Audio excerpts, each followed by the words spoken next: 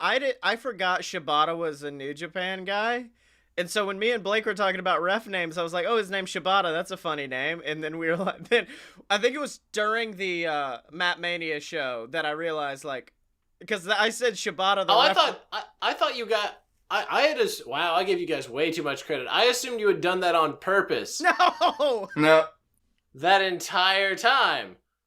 Because I recognized it immediately. You're like, oh, okay, that's a cute little in joke. Well done, guys. I thought you were like fucking poking fun of me and my New Japan bullshit. Well, that's what it is now. See, I didn't realize it until we did the Matt Mania show. Oh yeah, Mega Ran laughed at it. Yeah. Yeah, he was like, Shibata's the referee, and I'm like, fuck it. I guess we're running with this. You'd unintentionally been running with it for 6 months. Oh no, Shibby's been here.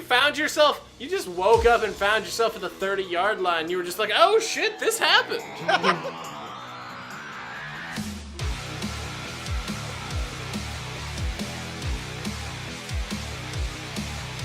So welcome to Fight Boys, a show about professional and not so professional wrestling. I'm your host, the bad boy of podcasting, Scottye Moore.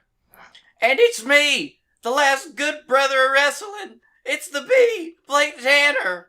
What's up, motherfuckers? Let's go. Thank you, fuck you, bye. I'm the last normal person on this podcast, the Dylan. Yeah.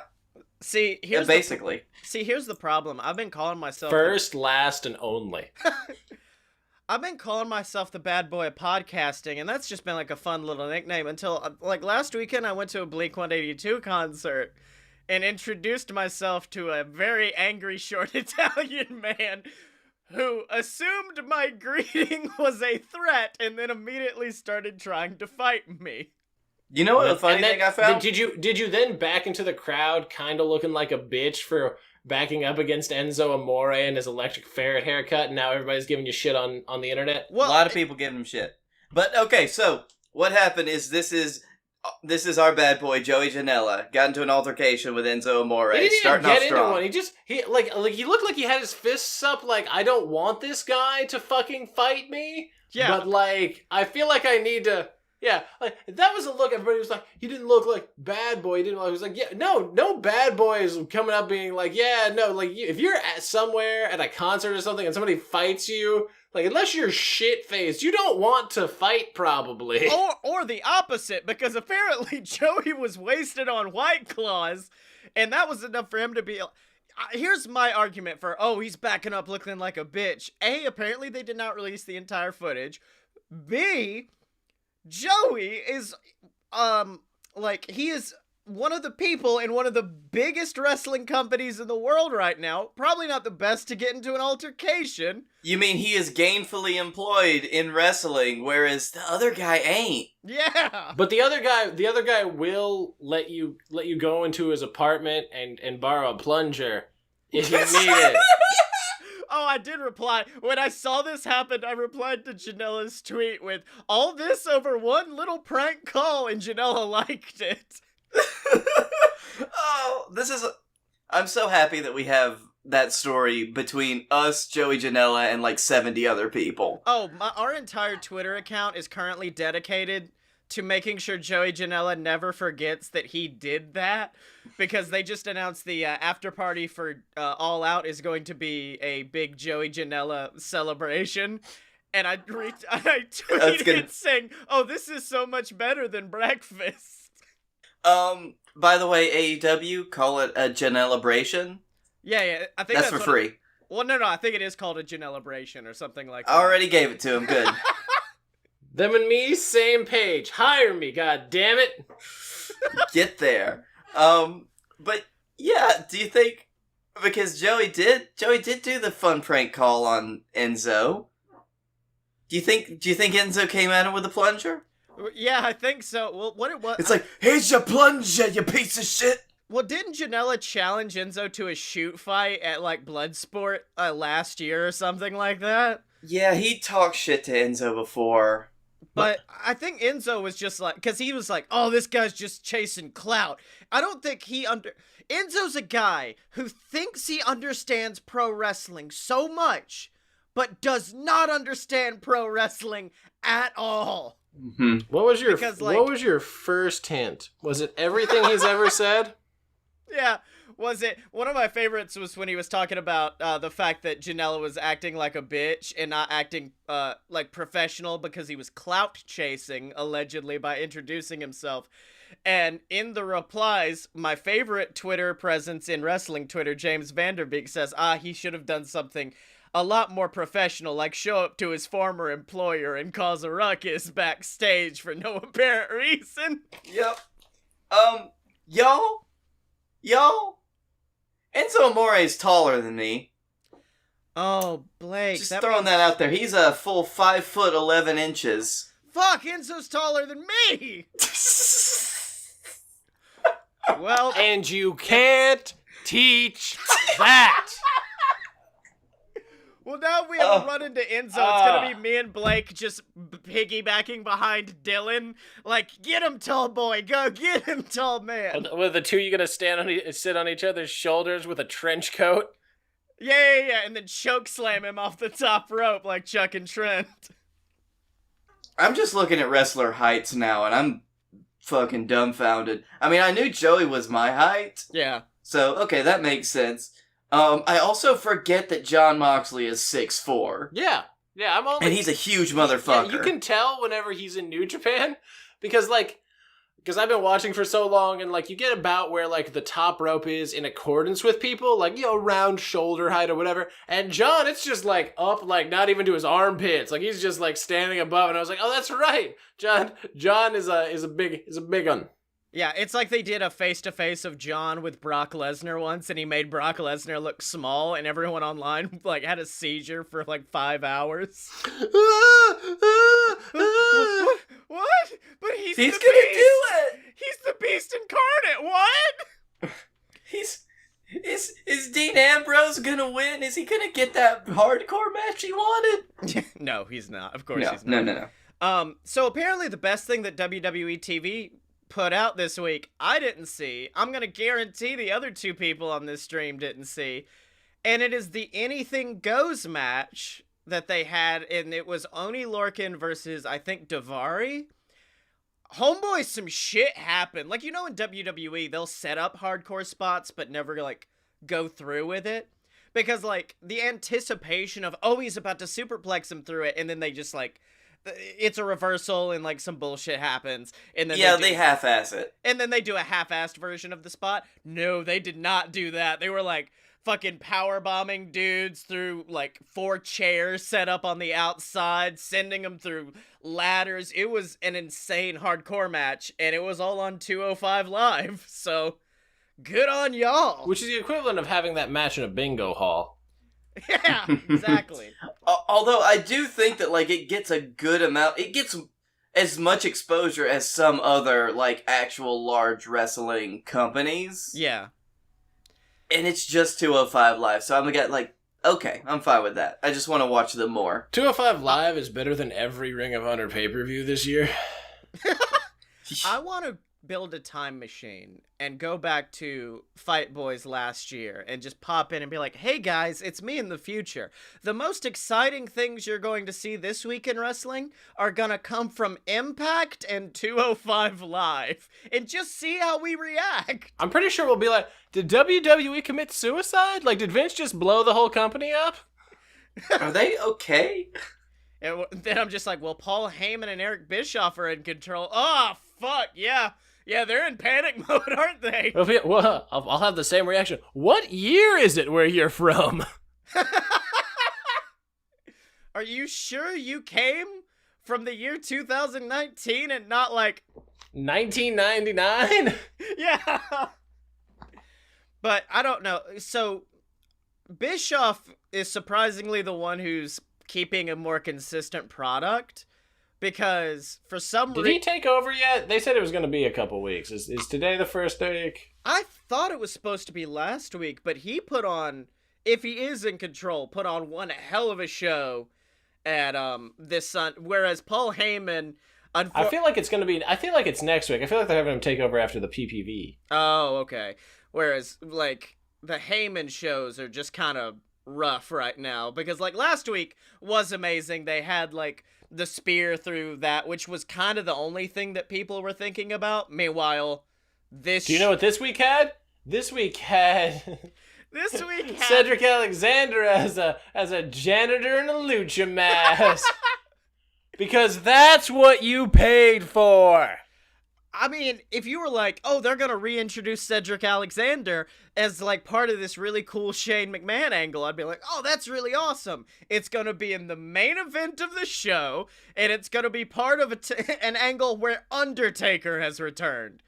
Yeah, I don't think that's going to work out. I don't think that's doing what you want it to do right there, actually. So who's wrestling Bayley for the title on Sunday? So, here's what had happened. Apparently, how did it become? I just want you to explain to me how it became a handicap match, because like I was reading like the recaps and everything, and it just happened. Like I couldn't find an explanation anywhere. So what it was they did a beat the clock challenge where if Bayley beat, I think she was going against Sarah Logan. If she beat her in a faster time than Nikki could beat whoever Dana Brooke. Thank you. Then she got to pick the stipulation. Do you know how bad it is when I know more about women's wrestling than you? I mean, I didn't pay attention to that shit at all this week. But they're just tits and ass to you, aren't they? God. Damn it! I am not the Ryback. But yeah, maybe you are. Whoever you don't want to podcast with a porn star? What's wrong with you? I don't know why my camera's not working, so just bear with me on that if you're watching.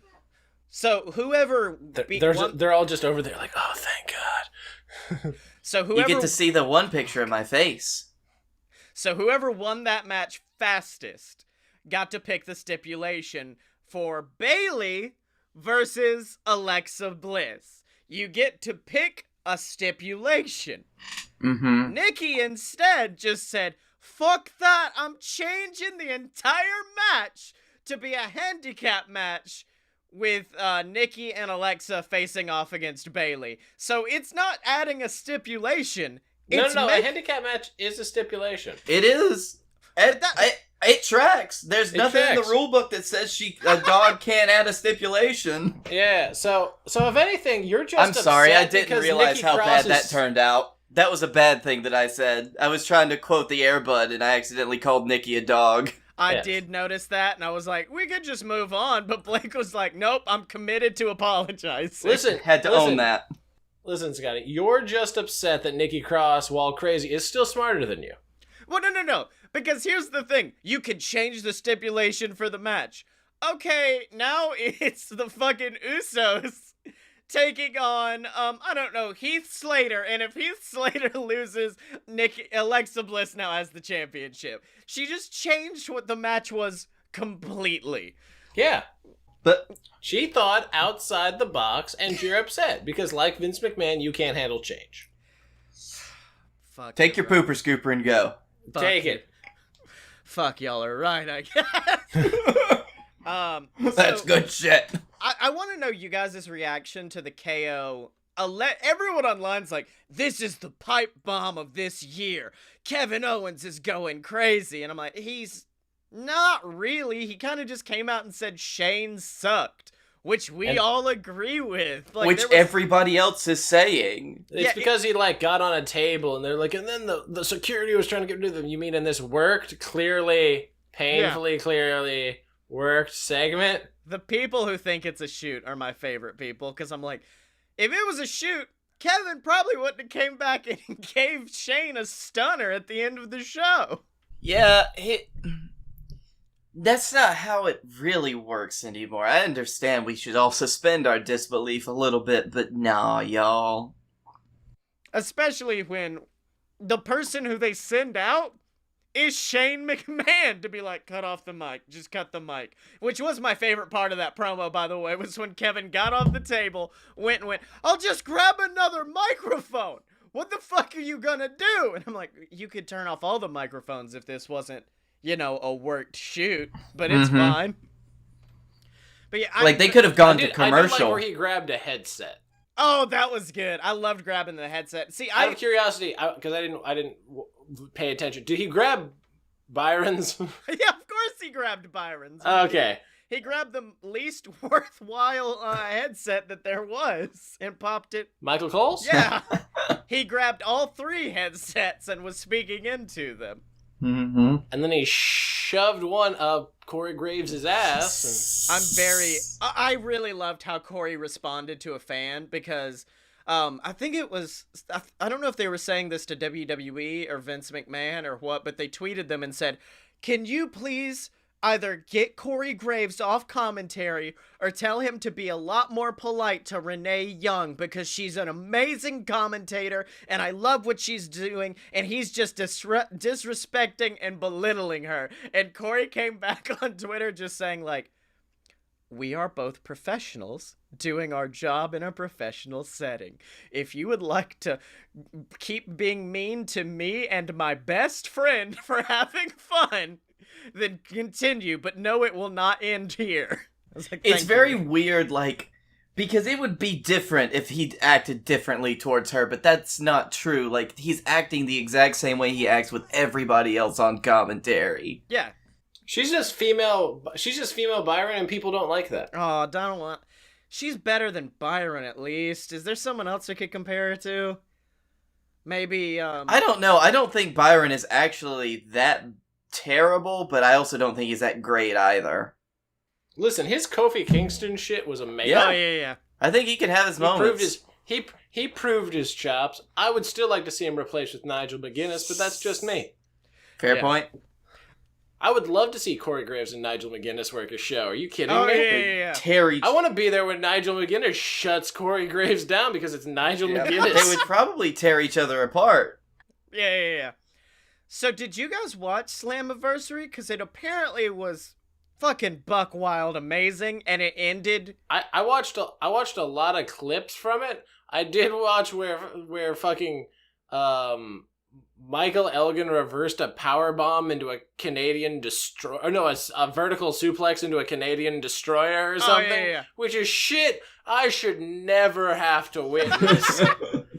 I also saw where Sami Callihan caught fucking Tessa Blanchard. Fucking, like, she went for a Hurricane Rana, and then he just swung her 2 ways into a guardrail and powerbombed her onto the floor. Joey Ryan is the proudest dad of intergender wrestling this weekend, because he's like, they main evented the biggest pay-per-view of Impact. I'm so proud of them.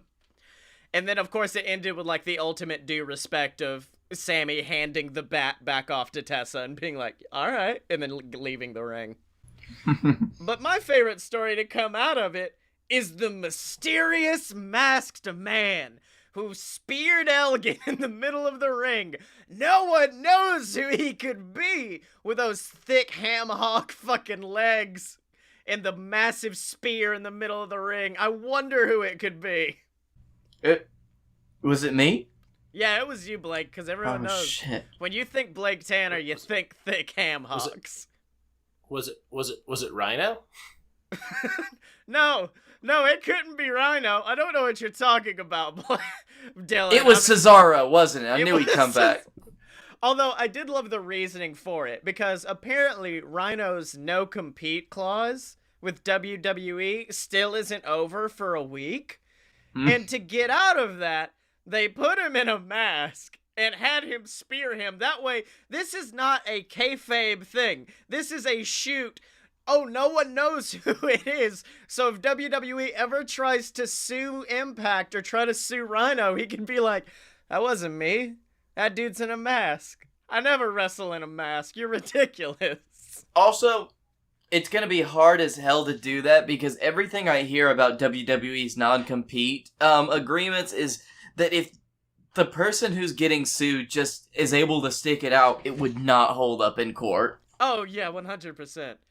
But as the man who's currently leading in the G1 Climax pick'ems, I would like to turn the 3-2-1. Like it's 2 next week. If it's still the same next week after 2 shows, then you get to brag. Yeah, I was I looked at it before Blake told us what everybody was at, and I was like, I only got 3 right. Shit. I mean, I guess that's okay, I guess. And then he was like, you're in the lead. What? Yep. How? Yeah. Oh, because as I told you, I had no idea what the fuck was happening with this one. Yeah. But give us the short-term review of the G1, D. Tell us what happened.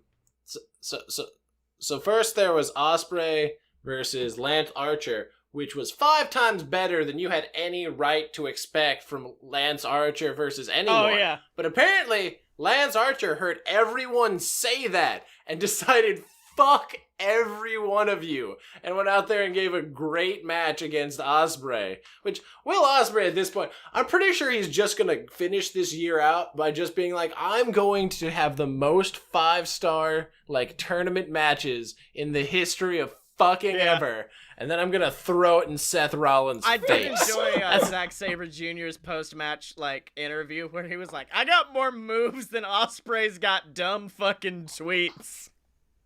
His exact words were, these skinny limbs have had more submissions than Ospreay has sent tweets this morning. Oh, I love him. Speaking of which, Zack Sabre Jr. went up against freaking Sonata in a really good technical bout. These were the two I missed, by the way. I missed Sonata beating Zack Sabre Jr. and I missed Will Ospreay. Evil losing to Bad Luck Fale. No.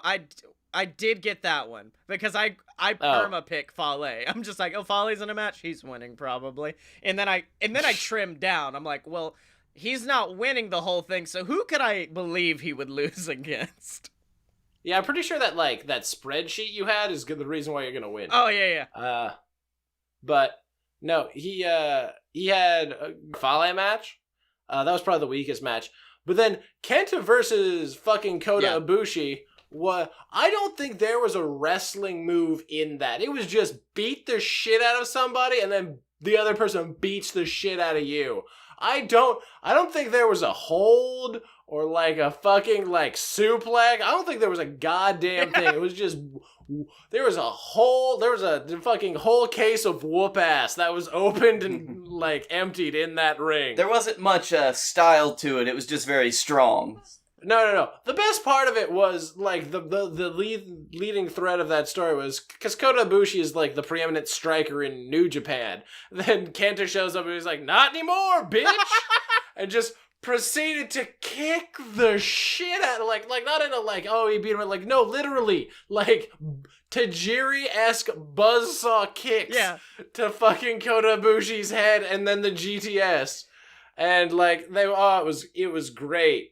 And then the main event was the continuation of the greatest rivalry in wrestling, Okada versus Tanahashi, with the power balance swinging back to Okada after having lost to Tanahashi last year and tied with him by beating Tana in the G1 for the first time, I think ever. Oh, really? Because all the other matches have gone to 30-minute draws. Oh. That was the only match I got right, by the way. I had complete faith in Okada being like, no. Tanahashi is literally like, like on paper mache knees at this point. Like, yeah. But I'm so looking forward to how Gato is gonna surprise me on Saturday. This Saturday, I'm sure I'm gonna try to wake up early because I don't work Saturday because Fight for the Fallen. Oh, that's right. I did love Okada after the Dallas show being like, I hope all of these American viewers continue to watch the G1 as it progresses. It shouldn't mess with their sleep schedules too badly. And I'm like, fuck you! You don't understand! I love Okada. Now that Kenny's gone, I think Okada's like my favorite wrestler in New Japan. My favorite wrestler is currently still injured and at home with his stuffed cat, but one day he'll be back. But you know who never has to come back because they're always in our hearts?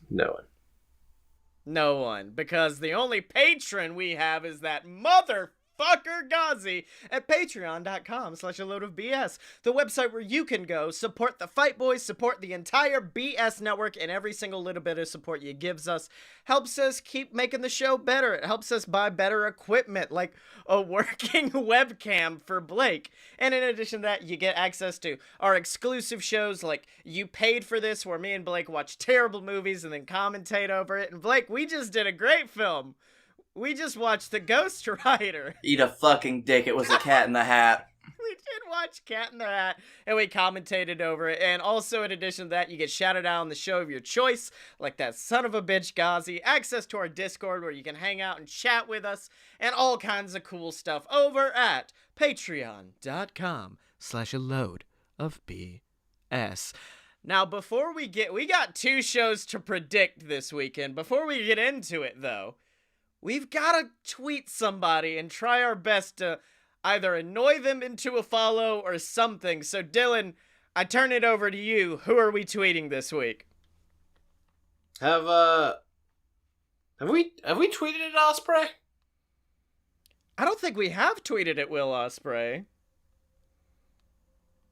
Yo at Will Osprey. Actually, no. Can we tweet at Zack Sabre Jr.? Oh, hell yeah, dude. At Zack Sabre Jr. Sorry you didn't have your hype man in Dallas. Hopefully you'll have him back in Japan so he can translate your pushing of socialism to the masses. Oh, that's very, very good. So, Dylan, I gotta know, how hype are you for Saturday? Because I know how hype I was when I found out I was going to Fyter Fest like 2 days before it was happening, so I really want to know. Mm-hmm. It's this really weird thing where when I get there and it starts, it'll be great. Up until that moment, it's just like, oh yeah, I'm gonna go to this place. I gotta pay for parking. I gotta it's like going to the dentist. Like that's how my brain processes it. And then I get there and the lights drop and like the fucking actual wrestlers show up and I'm just like, holy shit, I'm here. Like it's a real Jekyll and Hyde situation. Oh, dude, I always, like, whether it's WrestleMania, WWE, AEW, the minute you hear, like, that, doom, and then you see any filming of this, it will not be, like, this is a pay-per-view event, do not film it. I always get, like, this pit in my stomach of, like, oh, fuck, I'm here, I'm part of this. I'm kind of part of history right now. Holy shit! And then, like, that's about the time Pyro hits if it's not WWE. But yeah, are you ready to watch a second librarian spot bomb in front of a Jacksonville audience? My favorite part about you saw Being the Elite. Oh, right? yeah. They're fully aware. Oh yeah, 100%. They're fully aware. That makes this even better. That I look forward to it twice as much now. You just want to roll in people's tears. I want to see every neckbeard, unbathed smark there be like, why are they pushing this gimmick, man? They're trying to get people behind the product. They should like not have a fuck you, it's their company. If Vince McMahon is allowed to have like solely dance gimmicks for black wrestlers, then AEW is allowed to have a librarian. Yeah. Okay? Like if you're gonna turn a blind eye for one, like you can't fucking attack the other. Also, I will say, since the episode was lost, would you guys all be fine with abandoning our Fyter Fest predictions? No. I mean, I don't know what they are. That's the thing. I went back and tried to listen, and I don't... Okay, so we all got the Nia one wrong. Yeah. We had to throw out the Leva Bates one. Yeah. And then Blake is now one behind because he picked CD instead of Shima. That's it. Okay. If we're fine with all that, right. I'll take it. Okay. Sure. Then let's make some predictions for Fight for the Fallen. Our pre-show, we have Sunny Kiss versus the Librarian Peter Avalon with the Librarian Leva Bates. Sunny Kiss? Yeah, it's gonna be Sunny, right? I'm gonna say Sunny Kiss just out of game theory, but I think it would be interesting to have Peter win, and then you could build up the dichotomy. No. You know how we talked about how AEW needs jobbers? Yeah. It's the Librarians. Yeah. And that's it. Just them. That's what they do. Our other pre-show match Jimmy Havoc, Darby Allin, Joey Janela versus MJF, Sammy Guevara, and Sean Spears. How long before MJF just leaves? Yes. 5 minutes. 5. I like that. I like them odds. I'll say 3. Yeah. Also, Scary Boy's gonna win. The Scary Boys. The Hardcore Trio is going to win. The Scary Bad Boys. Yeah. Dylan, The Bad Scare Men. Dylan, where do you... Actually, I'm gonna wait and hear Dylan's arguments, and then I'm gonna make my decision. Now, Scary Boys. I mean, so... That's actually a good point. What? Yeah. So here's the problem. Sean Spears can't lose because he just wrapped a chair around Cody's head. And MJF needs something. So I think that MJF tries to fuck over Sean and accidentally takes out one of... Who are the 3 again? It's Jimmy, Joey, and who else? And Darby. It's probably going to be Jimmy. Yeah, he nails Jimmy. Jimmy takes the pin. And then, so those 3 win. Yeah, I'm kind of fine with that as well. I kind of want to pick that as well. MJF, Sammy, and Sean Spears. Going against the grain! You're behind. Good. I need that. I know, that's what I'm saying. SCU versus Lucha Bros. Lucha Bros? I think the Lucha Bros are gonna win. Yeah, Lucha Bros, right? There's no way. Yeah. Adam Page versus Kip Sabian, a match that they haven't really built up that much, so... I mean, they don't have any... It's really weird. Kip Sabian is the lone person that has no hype behind him. Oh, yeah. Like, at least in the Sammy... whole company. He's just there. Well, apparently weird. he came out for commentary during the Fatal 4-Way match and was just Yes. like, whoever wins this, I'm going to I'm going to face at Fight for the Fallen, and that's how he got the match against Page, but... I mean, don't get me wrong. Kip Sabian, if you look at his, before and after... Put in some goddamn work for Double or Nothing. Ripped, impressively. So, I'm sure it'll be a great match. He had a great match against fucking Sammy. But, he's a horse. How do you not pick the horse? We got fucking Matt Mania behind us with that logic for the predictions. It was he's a horse, guys. You clearly... They're just humans. He's a horse. Have you tried to pin both shoulders of a horse to a mat? It can't fucking be done, man. They're too strong. Have you ever seen how big a horse is? Yeah, but no, I think Sabian may get a good showing, but Paige is gonna win. I think this is gonna be the Cody Darby Allin of this show. Not that it ends in a fucking in a time limit draw, but in the fact that it's gonna be just viciousness. And yeah, I'm gonna say Paige. The horse will win. Brandy Rhodes versus Allie. Allie? Yeah, it's Allie, right? I do, yeah. By the way, I want Dark Alley to show up ASAP. See, that's what I think's gonna happen, because it was kind of leading into this world of oh, Brandy's gonna be the heel. Brandy's the heel. And then last week's Road to Fight for the Fallen, she cut this beautiful emotional promo about figure skating, not even about wrestling, and not letting people down in the big moment. Yeah, and then this week, yeah, she's probably gonna win, but I'm gonna pick Allie anyway because I just like Allie. Well, and then this week, Allie cut a promo that was yeah, I'm just like you. I've been through adversity and a lot of shit like that as well. But guess what? When I faced that adversity, I thrived and I got better. And I this. I think Allie is gonna be the heel in this situation, and we are gonna see Dark Allie. And I'm gonna say Allie for this. Well, she has to lose her soul before she can become Dark Alley. Yeah. And she has to be dragged to the... And then fucking, And then we've got to bring out the swords. And then, no. And then the Sinister Minister has to show up. And, okay, Dylan's match of the night, I'm already gonna predict it. Shima versus Kenny Omega. How the fuck could you not think that's gonna be match of the night? Look me in the eyes, Scottye. Look me in the eyes. Good match right there. Fucking 20-year veteran versus the best wrestler on the planet. You think that's not gonna be match of the night? You suck a dick. Kenny Omega. Yeah, Actually, I hear I hear crying in Jericho over in the other room. How many years have you been in there, Chris?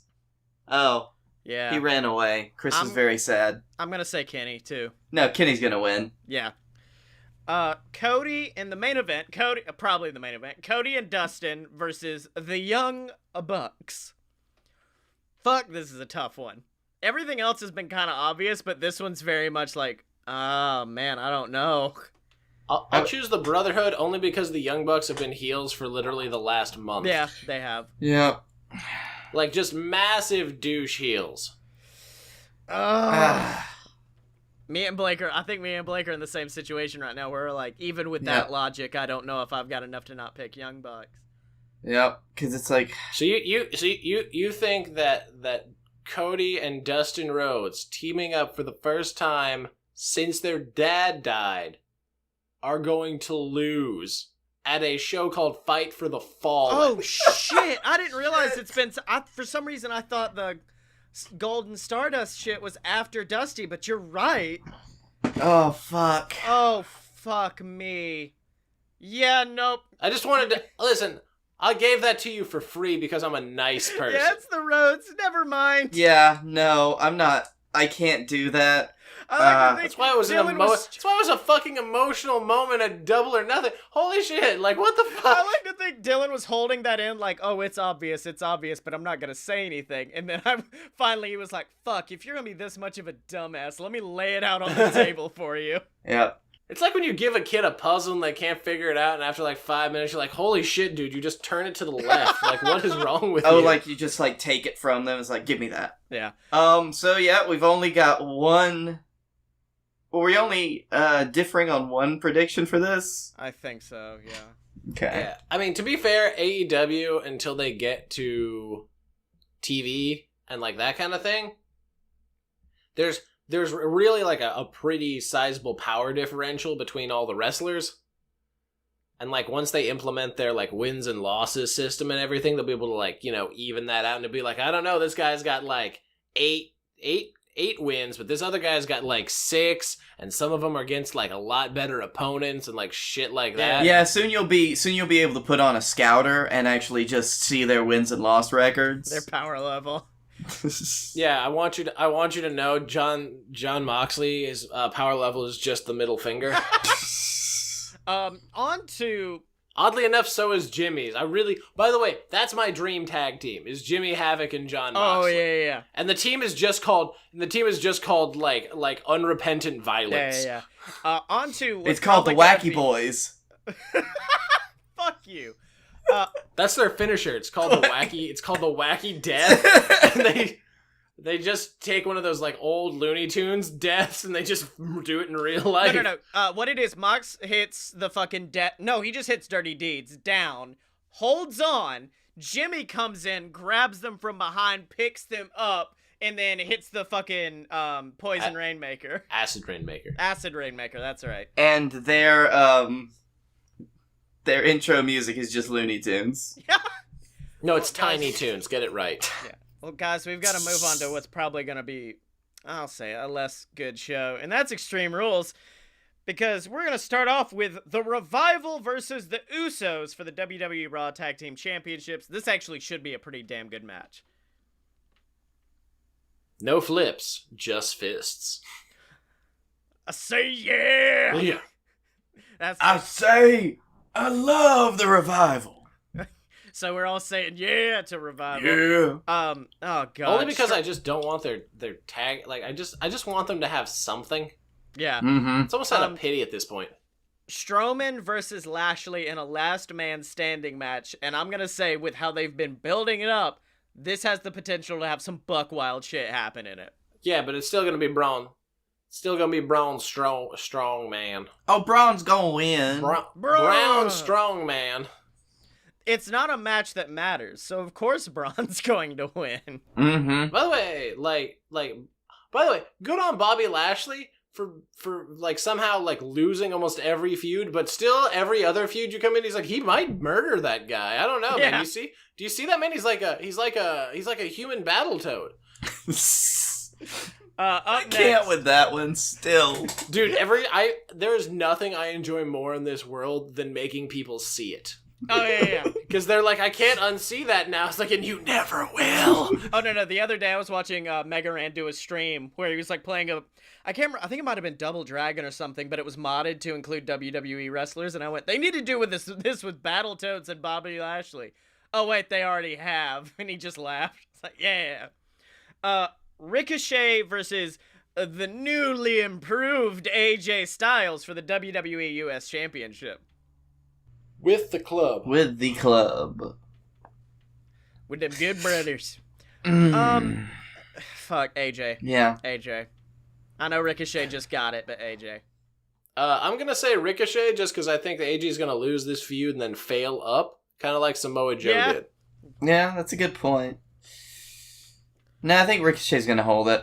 Oh man, heel AJ versus heel Samoa Joe. I know heel versus heel doesn't always work out well, but just having them literally come out and just do like a Roman Reigns versus John Cena feud level of bullshit against one another would be really, really good. But it's like, hey Joe, remember when I went? I think AJ is gonna go and take on Seth after Seth is done with Baron because like, when will that happen though? Monday. I think it's over. They're gonna start a new angle forever. Seth Baron forever. Seth Baron 100 years. SethBaron.com.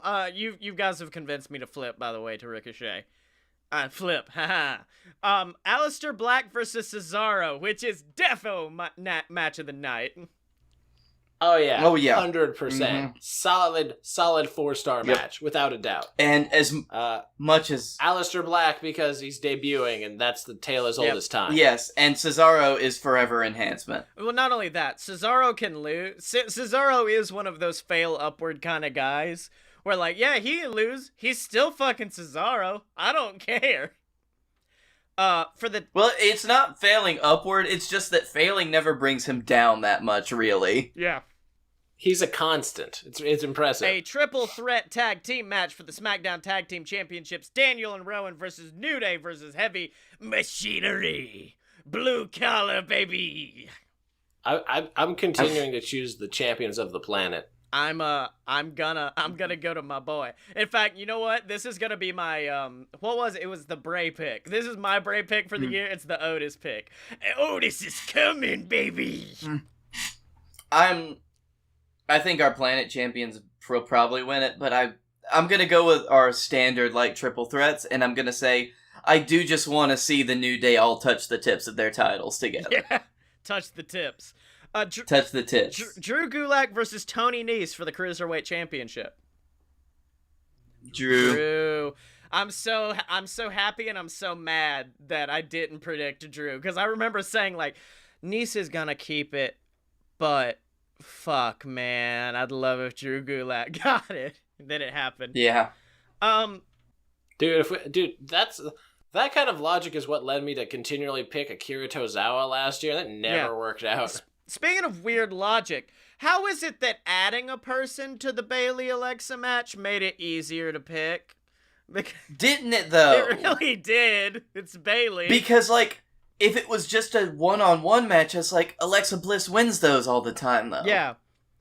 Bayley, and what it is I think Nikki's gonna do something to cost them the win. She's gonna get the pin. She's gonna eat the pin, and then Alexa's gonna get mad at her and then do Alexa things. Sure. Okay, that's all. Dylan's like, yep, you guys got it. There you go. Kofi Kingston versus Samoa Joe, and I'm gonna say, this is when it happens. Joe. I'm gonna say Joe is my Bray Wyatt pick for all like actual championship matches, just because I want it so bad. Like I want him to have that crowning achievement. Yeah. All three. Joe hasn't been to Kofi's house yet, so it's gonna be Kofi. Okay, so 2 Joes and a Kofi, which is my order at Starbucks. Hey. Undertaker and Roman Reigns versus Who Fucking Cares? Versus It Doesn't Matter. It doesn't matter who the other team The Undertaker is. and Roman Reigns versus the entire fucking roster. The answer would remain the same, gentlemen. It'd be that fucking was it Randy Orton and John Cena versus everyone match? Mm-hmm. Where Randy Orton just RKO'd 5 people in a row and pinned them. Yeah, and I believe I was at this show. Blake might have been too. Yeah, because it was the Warrior Tribute show where it was the Shield versus the entire fucking roster. Versus everybody. Yep. Holy shit, that was a night. Okay, so I'm assuming we all have the op. But what did that? Wait. What did the Shield versus everyone have to do about being homophobic? I'm so it was a Warrior Tribute show, and I'm so confused. Yep. And then finally, I'm assuming we all have the Win Boys winning. Yeah, of course. You know what I'd like though, because SummerSlam is the next pay-per-view. The end, Undertaker choke slams Roman. We get a rematch at SummerSlam. Mm-hmm. That'd be cool. At the end of which rematch, Undertaker's bones actually turn to dust. Finally. Yeah. Yeah. And then finally, in our main event, Seth Rollins and Becky Lynch versus the people who had the worst Raw segment this week, Baron Corbin and Lacey Evans. Didn't this match just happen? Multiple times. Yeah, it happens a lot. Is it? No. I meant isn't this the 4th time this has happened? Yes. Dylan's in I don't see what you think is wrong with it, Dylan. Dylan's in a time loop. It's like Groundhog's Day for him right now. It feels like it every time because before I was like, man, this is really no. After Stomping Ground was the 2nd time, and then this match got announced, and then this is the 3rd time. Yeah. Okay, it's been we've been doing this so long. I thought this tag team match had happened again, and then this was the rematch of that match. Yeah. Shoot. Oh, Jesus. Legit shoot. I thought that's what had happened. That's how long they've been doing this. Holy shit. So anyway, I have the 2 of them winning, and then Brock shows up, and then Becky low blows Brock, and then they run away. fuck, that'd be good. I want that to happen now. Guess who interrupts a Brock party? The man. Yep. Obviously the champs, right? Yeah. Right? Yeah. No, Lacey Evans wins, and then Baron Corbin's champion. And then everyone collectively cancels the WWE network, their stock plummets, and AEW becomes the new champions of the country before they even get TV. Can I just say... Actually, I wouldn't... Alright. Yeah. Can I just say the weirdest stipulation I've ever seen for a match was the mixed tag elimination match that happened on Monday?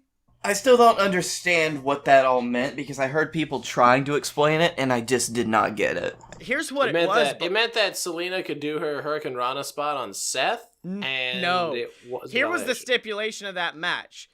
Basically, if Seth won, now you're gonna watch Becky versus Zelina. It was like watching 2 matches at the same time, and all it took was a tag, and that would change the match you were watching. But at the end of the day, it was just 2 separate matches.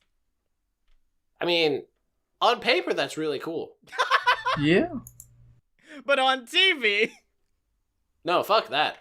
This summer, 2 men save the world. From who, you ask? Everything invading robo-penises. This show is not about those 2 men. This show's just a load of BS. The show where Blake Tanner and Scottye Moore make up dumbass movies like that. We're your personal think tank. We're your 2 white guys, which fills the quota for a podcast, I think. And we're just gonna be here to have a good time and talk about sauerkraut. That's right, except no substitutes, ladies and gentlemen, because this is that pure, uncut BS. Good, uncut. So, boys, we've talked about WWE. We've talked about AEW. But now it's time to talk about a show that's definitely having a pay-per-view this weekend. that I forgot was happening 2 days ago until I woke up in a cold sweat and went, fuck, I'm gonna have to play a lot of video games this week. And it's the JWF, and we're getting ready to put some excessive force into the world, so we need to turn things over to Captain Tibbs and Silver Spoon for another episode of JWF Monday Night War.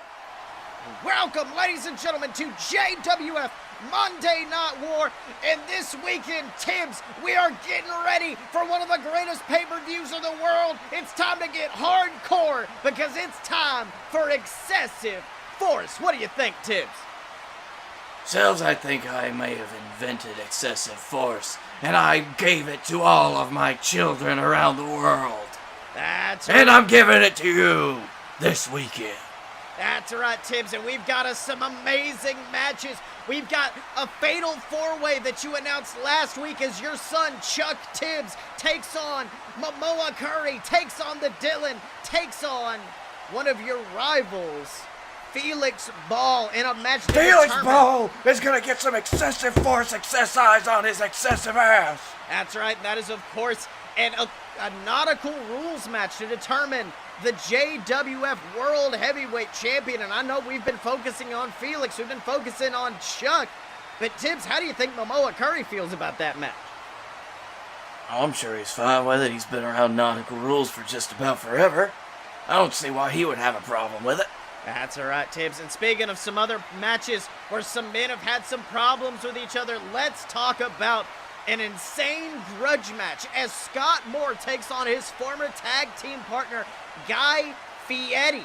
Of course, at last month's Toe Jam pay-per-view, Scott turning on Fieri, joining his son, Scottye Moore, and Blake Tanner in the BS to form the Dynasty. And Tibbs, I mean, Scott's actions, they were shocking. What did you think? Maybe you just didn't like the food.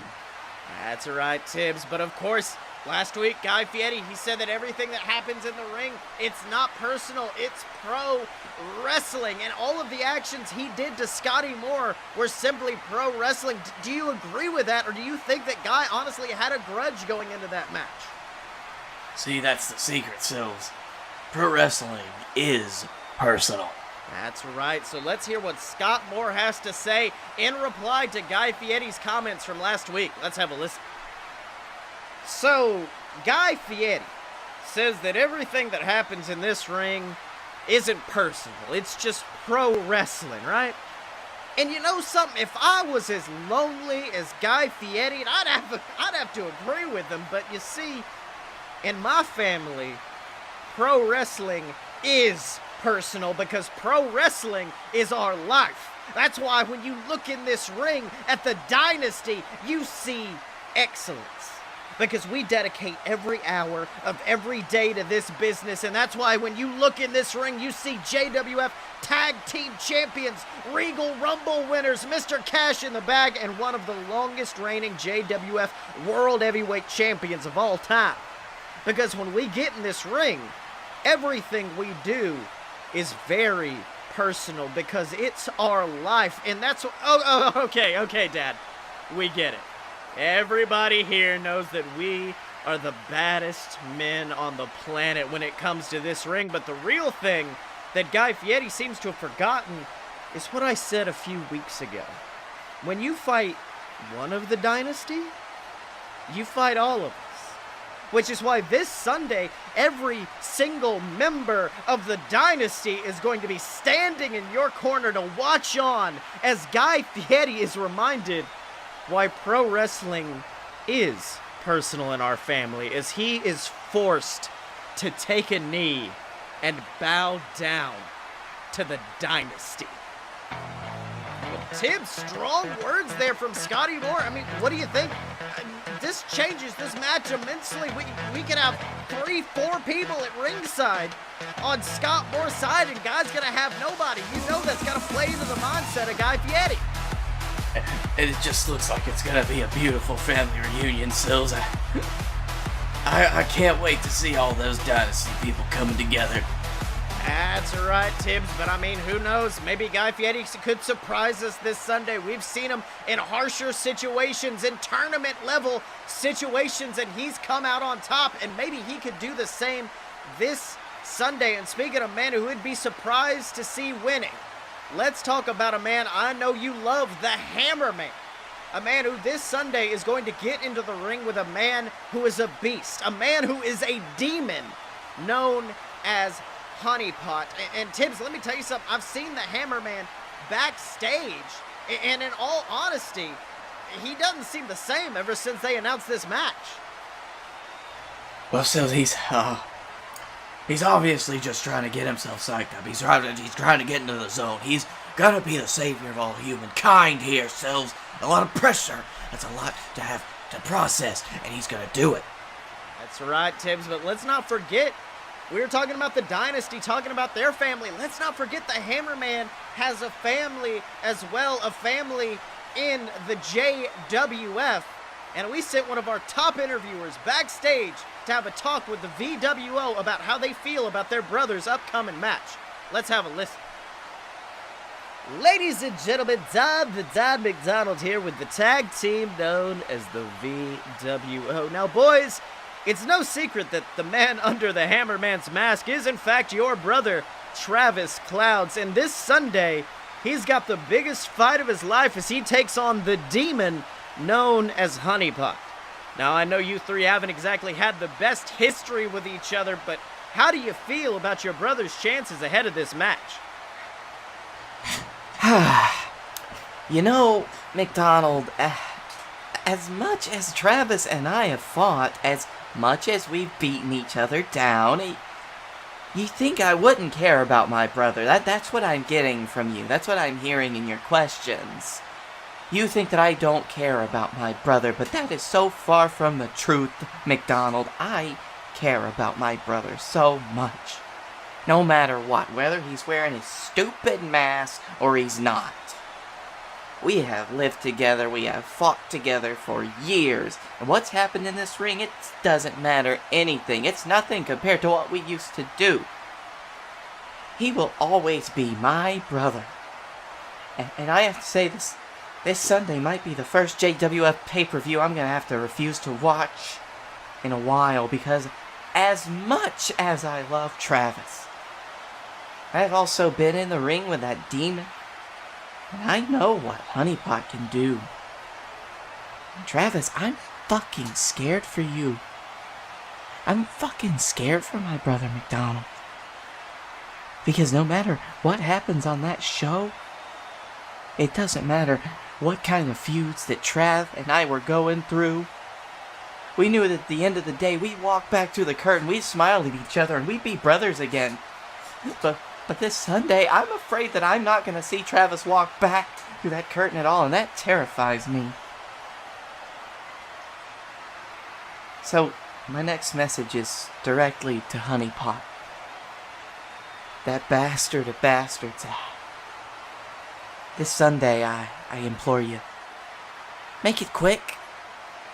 Well, strong words from the youngest brother of the Cloud family, but now I'd like to turn to Justin, who has seemed quite quiet. And I know you're not usually a man of many words, so I'll make this simple. What would you like to say to your brother before he gets in the ring with Honeypot this Sunday? You see, here's the difference between old Griff and me here. You see, Griffin says he's been in the ring with Honeypot. He's seen the destruction he can cause, and he's right. I've been in the ring with that beast, and I know what he can do, but I've also been in the ring with the Hammerman.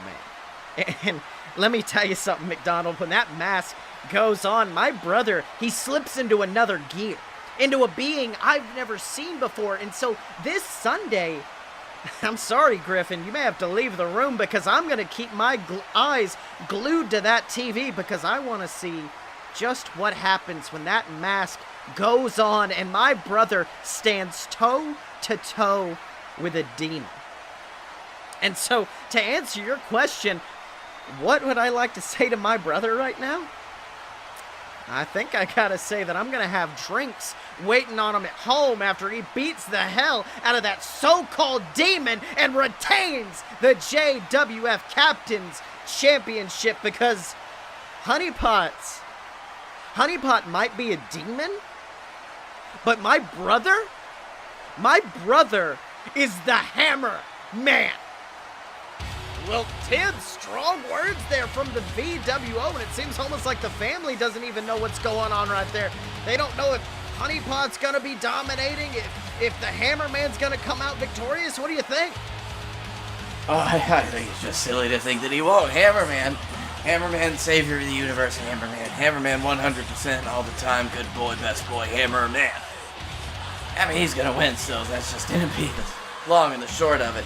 Because if he loses, Sills, I didn't want to tell you this. I don't want to tell anybody, so I'm gonna tell you this while I'm off the air. Yeah, we're all dead. Tibbs, you know we're live, right? Oh no.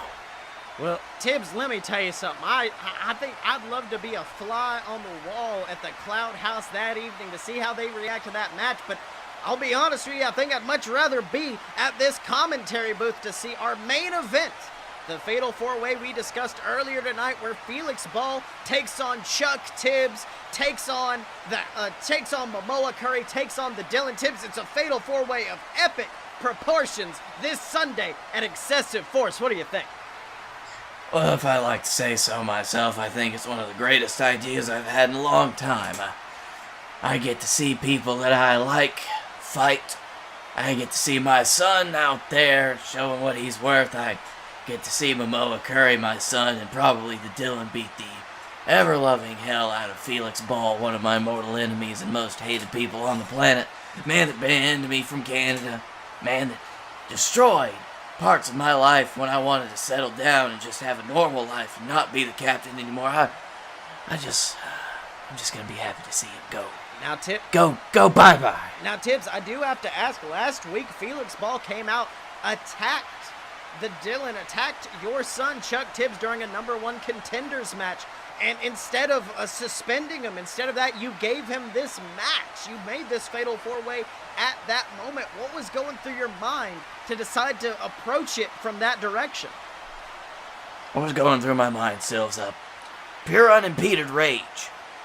And, then after that I realized, oh, so this is what Ball wants. He wants something. He needs something, so I decided I was gonna show him everything he wants. He's not gonna be able to cut it anymore. You know, old Ball's a lot like me.